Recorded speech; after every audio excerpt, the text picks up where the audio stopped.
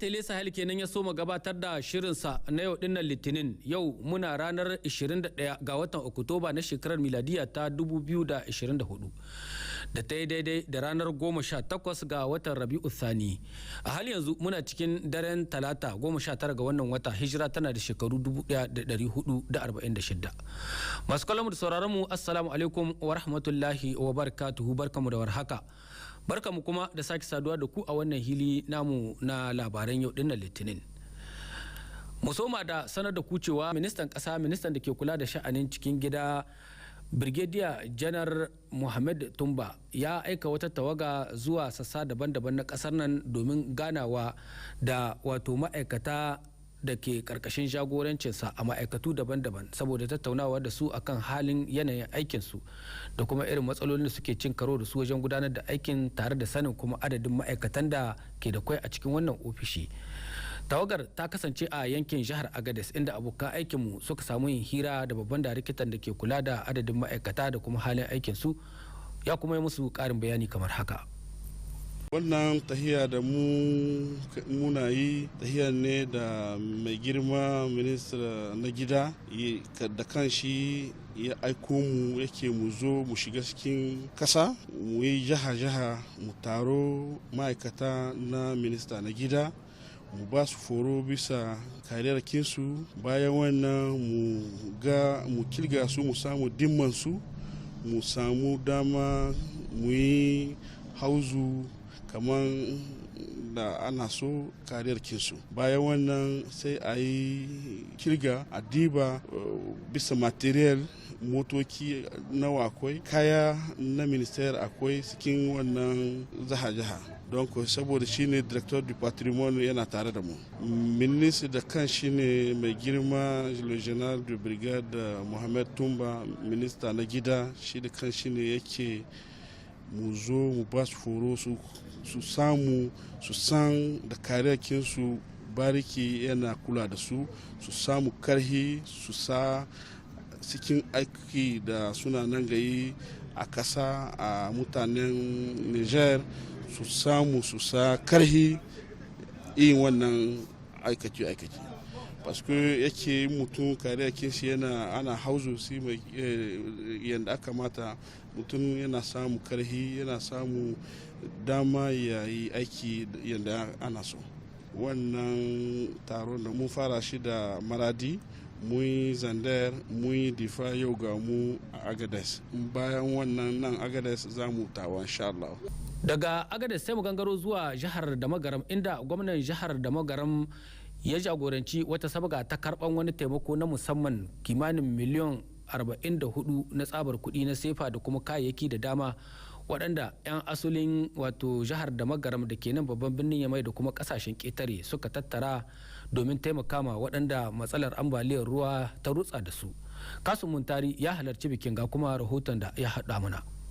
Ofishin gwamnan jihar da Magaram wato gubernora nan ne aka yi bikin kaddamar da karɓar wato wannan kuɗaɗe kimanin miliyan 44 na franc sefa da kingin wato kayayyaki daban-daban, waɗanda tubarkalla 'yan asalin wannan jiha ta da Magaram da ke zaune a babban birnin mai da kuma waɗanda ke kasashen waje da ake kira da suna diaspora su ne suka yi tarbace, suka tattara waɗannan kuɗaɗe da waɗannan kayayyaki wanda suka meka hannun gwamnan jihar da Magaram Kanal Isu Labo, wanda ya ba kware da gaske da sunan magabata na ƙasar nan tamu, da sunan waɗanda Allah ya sa za su ci moriyar wato waɗannan kayayyaki da waɗannan kuɗaɗe. Gwamnan jiha ya ce yana fatan sauran al'umma masu abin hannunsu su yi koyi da irin wannan kyakkyawan misali.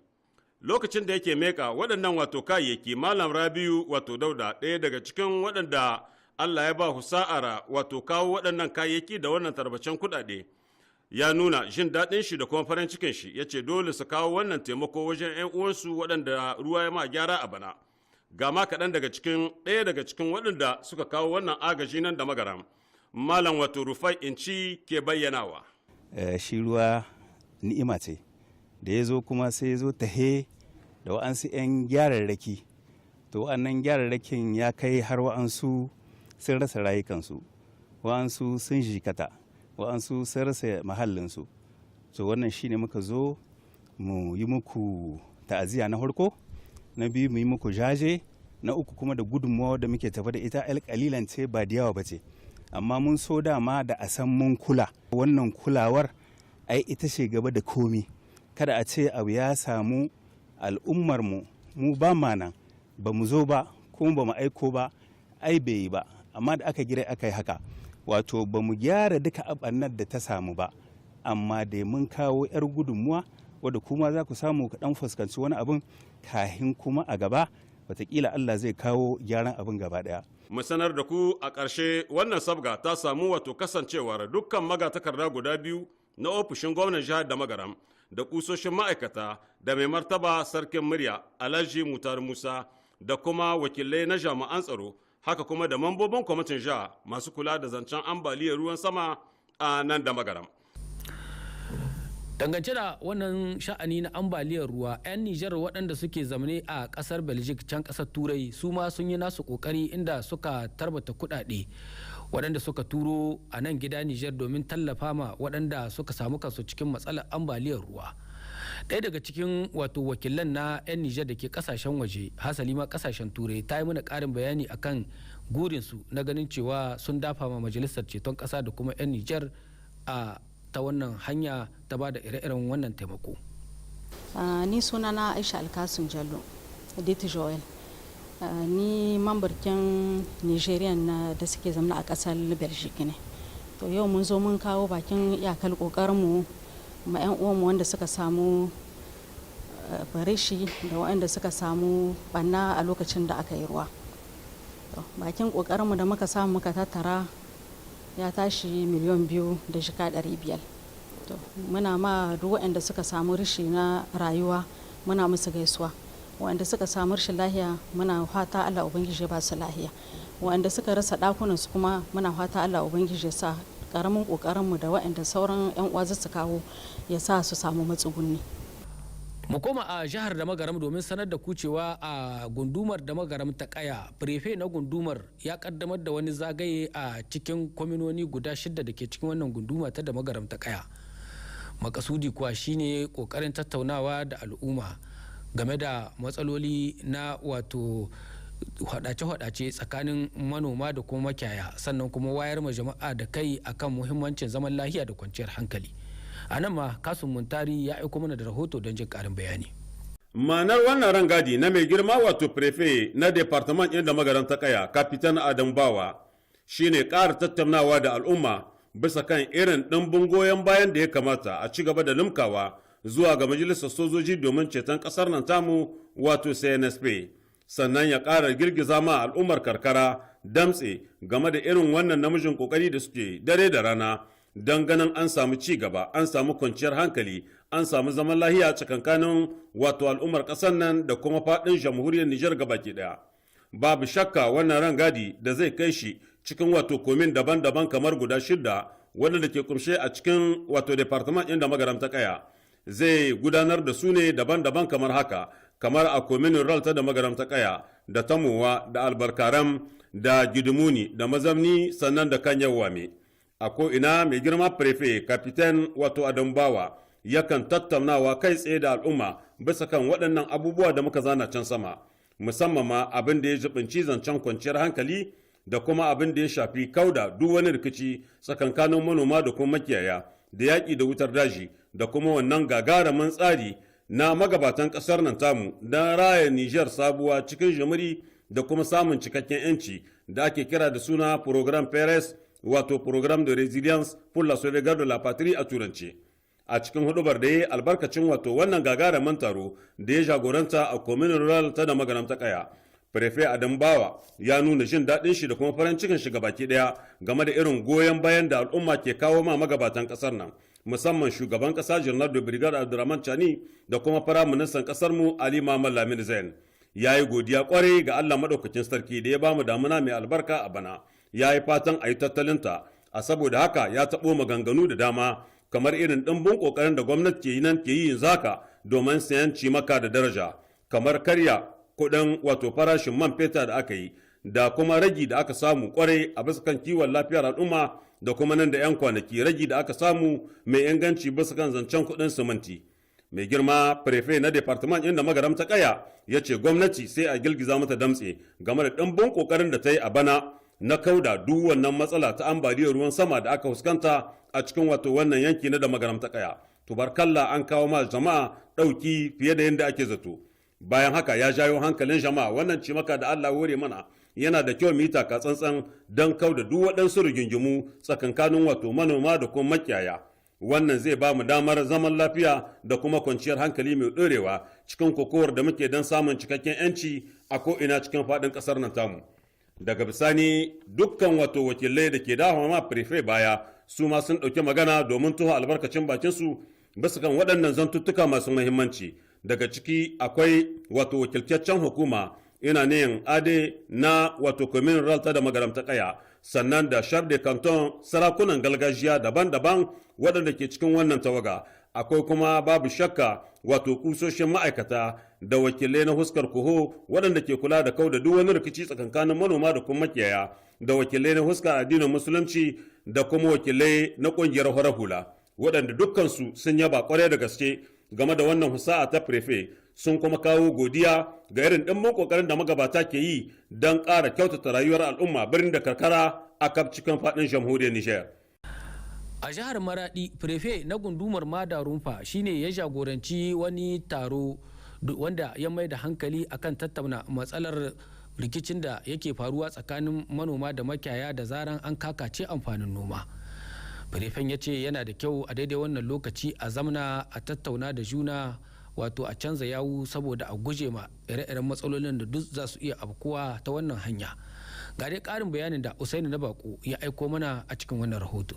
Taron da ya gaito sarakunan Hausa da kuma na Fulani da wakilan manoma da makiyayan da 'yan farar hula zai duba yadda ya kamata a ɗauki matakai domin kan da garkin duk wani rikici da ke iya tasowa tsakanin manoman da makiyaya. Shugaban gundumar Madarufa ya bayyana mahalarta zaman taron irin matakan da CNSP ke ɗauka na tabbatar da haɗin kan 'yan ƙasa da kuma hana bambanci a tsakanin al'umma, sannan da ba kowane ɗan ƙasa 'yancinsa.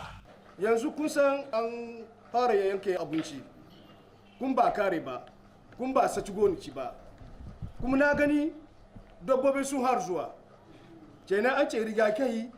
ya yi magani. Sai na ce to a tawar mutane a gaya musu,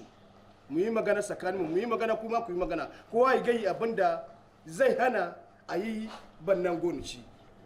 Wanda ya ce bannan gonaki ya ce zo mu yi hada, burin mu menene shekaran nan conflict zero. Wannan kun bai wa a same shi in ba da kun kama ne ba. Mun gode ma Allah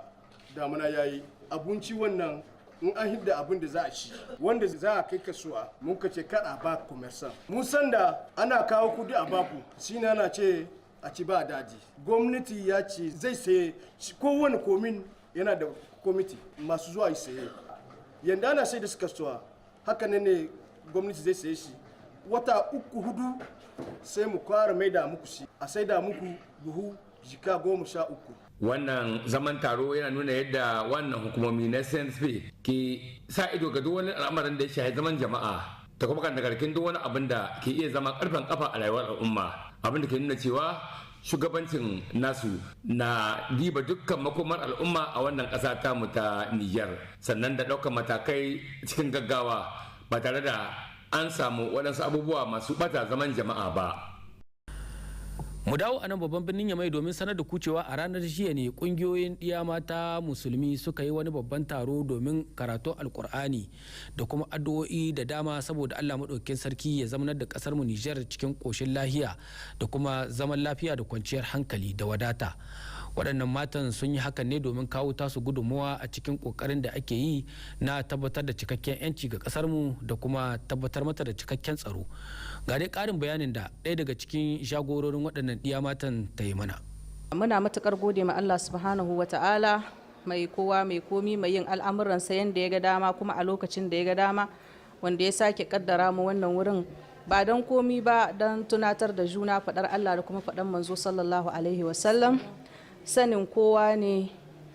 a tun lokacin da ƙasarmu ta shiga a wani yanayi, mata musulmi kowane lokaci suna kawo gudunmuwarsu, suna faɗakar da al'umma, suna kuma gabatar da addu'o'i zuwa ga ƙasa don a ƙara samun natsuwa da zaman lafiya da kwanciyar hankali. A yau ga mu Allah tabaraka wata'ala ya sake kawo mu inda muka sake yin wannan gagarumin haduwa da muke ta matan musulmi gaba ɗaya na garin Yamai. An sake haduwa an gabatar mana da maudu'ai masu mahimmanci. Maudu'in ya yi tafiya akan mahimmancin addu'a a cikin tsanani. Kenan musulmi suna buƙatuwa game da su san yaya ya kamata su yi addu'o'i a lokacin da suka shiga a cikin tsanani, domin mun ga magabata mutanen kirki babban takobin da suka rike a lokacin da suka shiga a cikin tsanani ita ce addu'a, kuma Allah tabaraka wata'ala cikin ikon shi ya taimake su kuma ya hudda su cikin wannan tsananin da suke ciki. Shi yasa ba za mu gushe ba a kowane lokaci muna faɗakar da mutane da kuma ɗaga hannu da roƙon Allah tabaraka wata'ala akan ya ƙara shiga a cikin lamurranmu, ya ƙara sauwaƙe mana dukkan abin da ya yi tsanani, ya ƙara mana zaman lahiya da kwanciyar hankali, ya kuma kare mana shugabanninmu, ya kuma ƙara ma rayuwarsu albarka, ya kuma taimake su da taimakonsa, ya kare al'ummanmu gabaki ɗaya. Yau shine mahimmancin taron da muka gabatar a wannan wurin. Da fatan Allah maɗaukin sarki zai karbi waɗannan ɗimbin addu'o'i ya tabbatar mana zaman lafiya, kwanciyar hankali, arziki da wadata. A nan muka kawo ƙarshen waɗannan labarai na yau, sai kuma gobe idan Allah maɗaukin sarki ya kai mu, Zulaha Gambo na nan tahi domin karanto muku da waɗansu labaran. Ni kuma a madadin abokan aiki gabaki ɗaya da suka taya ni gabatar da wannan shiri, nake fata alheri da ku daga nan sashen Hausa na Tele Sahel. Assalamu alaikum.